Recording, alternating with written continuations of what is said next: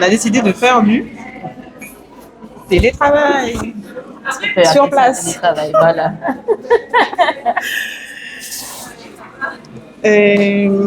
J'ai oublié de dire, bah oui, bonjour, bonsoir, j'espère que vous allez bien. Et si ce n'est pas le cas, eh bien, allez voir un psy.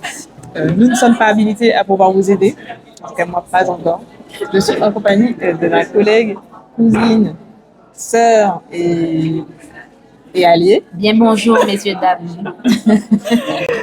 Leïla. Bien bonjour. Leïla, dis-nous, c'est quoi ton rôle dans cette entreprise? C'est une excellente question. Excellente question. Alors, je suis graphiste. Eh bien, c'est tout. Hein. Je suis graphiste. Je fais un petit peu de DA quand il y a besoin. Je suis désolée, je parle un peu fort. Et voilà, hein. Des fois, j'accompagne mon alternante pour faire des projets visuels. Et parfois, je suis perdue, je me retrouve.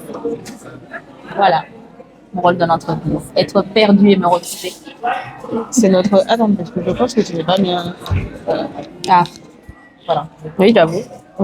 Voilà, perdu et retrouvé. C'est le mot. Non, c'est la meilleure graphiste de l'entreprise. Bon, c'est la seule. Vous êtes deux. Mais c'est la best graphiste. Il n'y a pas le choix. Et je dis pas uniquement ça parce que c'est ma cousine. Alors oui, effectivement. Mais vous êtes qui? Vous êtes qui pour nous juger? Et il est quelle heure là? Il est bientôt 16h42. On est sur la fin. Dans 18 minutes. Dans 18 minutes. Et on a décidé de faire une folie. On s'est dit, voilà, changeons de vie. Exactement. Changeons de vie et soyons YOLO. On va se faire percer. Voilà. Aucun sens. Chérie, si tu vois cette vidéo, c'est parce que tu crois. Je pensais que vous allez faire du shopping. Alors attends, parce que moi j'ai dit je suis partie travailler. Non, c'est juste qu'on a glissé et la carte est tombée. C'est une expérience pour la vie d'entreprise, pour la collaboration entre collègues et c'est pas de notre faute. assurer la cohésion. Travailler et on passe devant des magasins. On ne peut pas les laisser là comme ça. C'est la faute des commerçants. Il n'y a pas de paix. C'est sûr que c'est toujours mieux de faire quelque chose qu'on aime faire. Ah oui, c'est clair. Même si on le fait un peu à foison, on le fait un peu... c'est un peu chaud sur nous, quoi. C'est un peu chaud, voilà, pour être honnête avec vous. C'est un peu chaud. C'est pas facile. Mais, cela dit, c'est quand même bien mieux que si, comme tu dis, c'était quelque chose qu'on n'aimait pas. Ouais. Parce qu'aujourd'hui, je vois vraiment la différence. C'est la parenthèse thérapeutique. Oui. Je vois quand même la différence entre avant, quand je faisais un truc que j'aimais pas, parce que moi j'étais dans la vente, je raconte toute ma vie. Oui. faut dire. J'ai fait de la vente et au bout d'un moment, c'est devenu très pesant psychologiquement. Hein, et j'étais à ça du burn-out.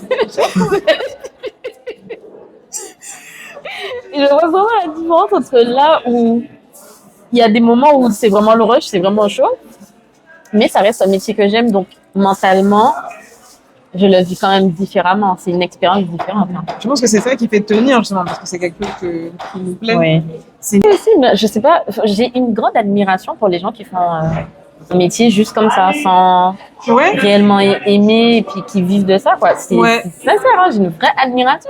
Parce qu'en fait, il y a du sens où il y a des gens, ils le font parce qu'ils n'ont pas le choix. Ouais. Mais il y a d'autres où vraiment, ils sont... Voilà. Ils sont leur objectif, c'est juste faire de l'argent. Ouais. Tant que ma vie perso, elle est là. Exactement. Moi, je n'arrive pas parce que le fait qu'on passe énormément de temps au travail, je ne peux pas considérer faire quelque chose que je n'aime pas. J'arrive vraiment pas. Et c'est même pas que je ne peux pas, c'est que je n'y arrive même pas. Non, j'arrive pas. En le faisant, c'est impossible. Ça me rend folle. Eh ben voilà. Ça me met en dépression. Je pense que comme j'ai déjà un gène dépressif, certaines choses peuvent enclencher ce gène. Non, mais c'est vrai, c'est vrai. Quand tu as déjà un peu d'anxiété, des choses comme ça, et puis tu vas faire un truc que tu n'aimes pas, c'est dur. Je suis passée par beaucoup de choses avant de passer par là. Nous sommes passés par beaucoup de Et avant ouais. de passer à cette case. Franchement. Et au final, en fait, finalement, une porte. Alors, attendez.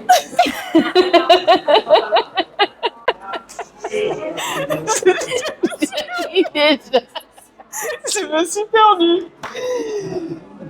Une porte ouvre, en ouvre une autre. Une porte. Moi, je sais pas pourquoi je me force à vouloir faire des expressions. Je ne connais pas les expressions. Quand une porte se ferme, une fenêtre s'ouvre, c'est ça que tu voulais dire? Non, mais en ouvrant une porte, là, tu vas. Une chose amène une autre. Ouais, voilà. Je trouve les expressions. Je trouve les. Mais c'est en gros, dès que. Bon, tu m'as compris. Quand une porte s'ouvre, c'est une autre pièce qui s'ouvre. Ça peut être ça, ça peut être ça. On va oublier les expressions, je pense. On va parler littéralement. C'est-à-dire que pour moi, peu importe tes croyances ou autres, mais de se mettre dans le fait de commencer quelque chose que tu aimes, va t'emmener vers d'autres. Peu importe l'avenir en soi. Si tu fais des actions qui te rendent heureux, en fait, qui te rendent heureux, enfin des actions qui sont pour toi, dans le domaine du travail, dans le domaine de l'amour ou autre, même si ce n'est pas complètement ce que tu veux réellement, ça va t'amener à d'autres. C'est ça. Voilà. Ça va ouvrir d'autres perspectives. Voilà. Déjà parce que ça peut amener d'autres opportunités et parce que aussi ça va te donner un peu plus confiance.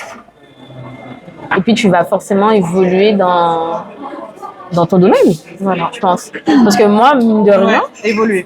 En une année quasiment de travail, je regarde ce que je faisais avant et ce que je fais maintenant. Oui. Mon travail a complètement évolué, ma façon de travailler a évolué et le résultat aussi il est complètement différent par rapport à avant. Et surtout que moi après tu t'es amélioré c'est sûr, mais moi je vois que dans ton travail on sent un peu plus de confiance. Oui, surtout. Ouais. Je suis beaucoup plus confiante qu'avant. C'est surtout ça. J'ai accepté l'idée que je suis professionnelle. Et que je peux faire du bon travail. Parce qu'au début, quand on me disait ça, ça sonnait comme un mensonge. Quand on me disait, c'est important, pas avoir confiance dans ce qu'on fait. C'est sûr faire confiance. Quand on me disait, ouais, ton design, il est trop beau, je me disais, elle ment, menteuse. C'est parce que tu es mon amie, c'est parce que voilà. Non. Et donc, quand c'était, je sais pas moi, la boss qui me disait ça, oui, je me disais, elle ment. Alors que je pense que c'est la plus à même. Accepter la critique, mais il faut aussi accepter les compliments. Et ça, j'ai encore du mal. C'est plus dur finalement. C'est peut-être plus dur. En mode, oui, tu es. Non, mais franchement, tu fais du bon travail. Ok.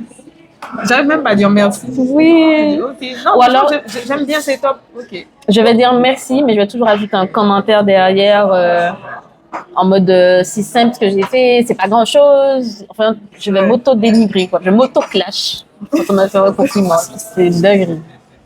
Faut voir un psychologue. Des fois, je réponds même pas.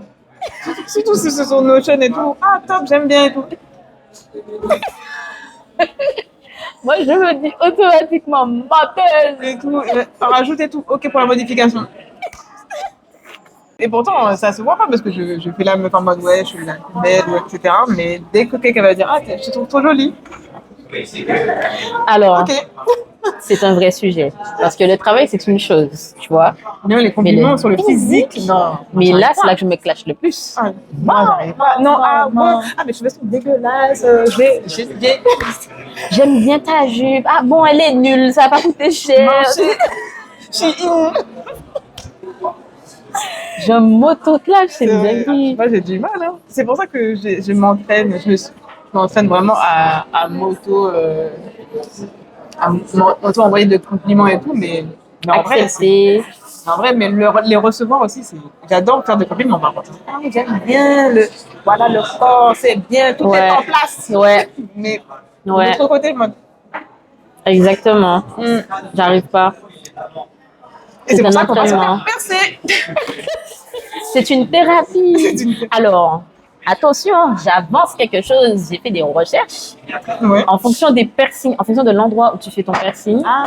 je t'avais dit, il y a une signification sur le plan psychologique. Genre, les gens qui se font percer, par exemple, au niveau de l'hélix, dans cette zone-là, c'est un désir, voilà, arriéré, quoi, inconscient, Intérieur. voilà, ouais, Inconscient, ouais. de se réapproprier le corps. Ok. Se réapproprier tu veux son corps. percer où?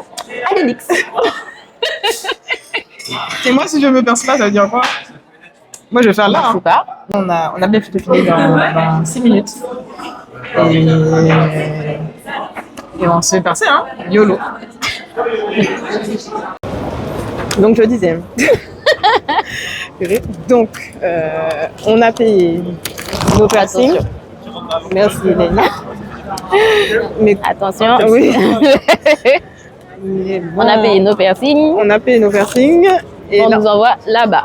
donc, chérie, c'est pas ma faute, c'est la pote à Leïla. C'est pas moi. Elle m'a forcé. J'ai demandé. Je me suis renseignée. Et là, je regrette. Hein. J'ai trop peur. T'es sérieuse? En fait, YOLO! j'ai trop peur, les gars, parce que j'assume pas. En fait, les oreilles, ça passe, mais là, je vais pas me percer les oreilles, je vais percer ici. Non, j'assume pas, les gars. Moi, Ça les va aiguilles. bien se passer. Putain. Ça ira. Oui, Ça ira. ça va le faire. Ça va bien se passer. Bon, on se retrouve au moment. Je vous montrerai le piercing. Hein. Faut pas que tu stresses parce que sinon je vais stresser aussi. Ok? Parce qu'il faut se rappeler quand même que moi, j'ai peur d'à peu près tout de base. Donc c'est quand même un euphémisme d'aller se percer encore. Alors que j'ai peur des aiguilles, j'ai peur des chevaux, j'ai peur d'absolument tout. J'ai peur des aiguilles. Quand je prends l'aiguille, je dis attendez, m'attendez. Mais de ouf. Bon, ça va le faire, ça va le faire. Mais si, par contre, peut-être que Allons. Bon, comment vous dire que. Hein? C'est la dernière fois ma café ça, dernière fois. Ah non. C'est la pire souffrance. Là, par Pire contre, souffrance. Comment j'ai regretté. j'en ai rien à cirer. S'il y a un seul problème avec le piercing, je laisse tomber. Pas ni affaire physiologique, machin. C'est fini. J'abandonne la mission. Ah non! Ah, ça. Oh, comment ça. Amazon, c'est pas là-bas, Ah, non? on va à Amazon, tu m'as fait perdre l'esprit. C'était horrible. Attendez, j'essaie d'essuyer ça un peu. Ah, voilà. C'était Les horrible. gars, c'était horrible. La fille C'était m'a horrible. charcuté. Quand je te dis. Parce qu'en fait, Mais le toi, truc, c'est franchement, en plus, c'est particulier, toi. que c'est joli, hein, regardez le petit point. Ouais. Mais en vrai, ouais, c'est joli. Bah oui. Alors. Par contre, j'ai l'impression qu'elle a fait. Confiance, par contre, elle est gentille. Machin. Elle est super gentille. Alors, j'étais très en confiance. C'était trop en confiance, je sais pas. J'étais très en confiance. Même quand j'ai eu mal, j'ai eu super mal et tout. Ouais. Je me suis dit, bon, c'est le piercing. Par contre, j'ai commencé à perdre confiance quand elle m'a dit, sur une échelle de 1 à 10, à quel point tu as eu mal. Ah ouais? Pourquoi tu me demandes ça, en fait? En fait, elle m'a posé des questions. Je me suis dit, est-ce qu'elle est en train de me dire qu'elle m'a mal percée? Moi aussi, j'ai eu peur à un moment donné parce que, en fait, vraiment, elle me charcutait. La vérité, j'étais obligée de bouger en mode ah et tout. Elle me dit, je pense que c'est pas bien rentré. Alors je regarde. Non. Elle dit, je suis obligée de rentrer. J'ai dit, Elle t'a percé 2 fois, en fait. en fait, elle a Limite. vraiment enfoncé encore plus. Mais 2 fois, elle m'a fait ça 2 fois. J'étais en mode, c'est. Arrête. Ah non. Non, désolé, Gentil. merci. Mais. Ah, il y a une pizza là-bas. Ah oui. Ah, pardon. Bonsoir mesdames, vous l'écoutez? Oui, bien Ah, sûr. Marguerita. Oui monsieur. Ah, trop bien. 12,80. C'est ça qu'on voulait à chaque fois. 12,80. Bah oui. Merci. C'est une italienne. C'est une pizzeria italienne. Bien. Petit apéritif. Pour apaiser nos mots. Mais punaise, qui m'a envoyé?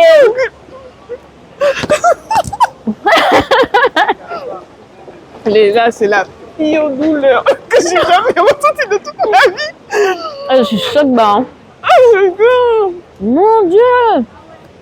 Mais qui nous a envoyé faire des bêtises? Nos parents nous ont pas mis au monde.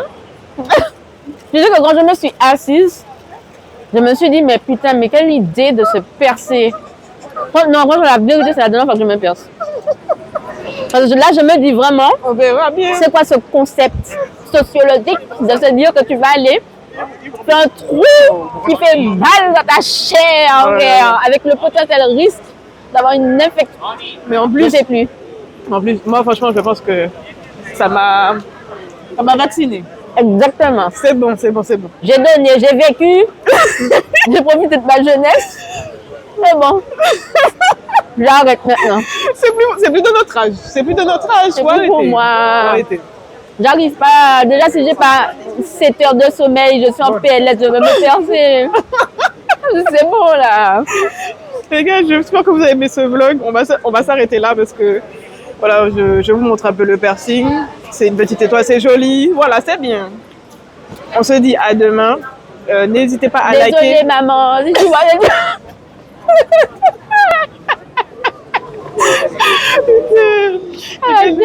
N'hésitez pas à liker, commenter, partager. Je le dis pas assez, mais abonnez-vous, s'il vous plaît.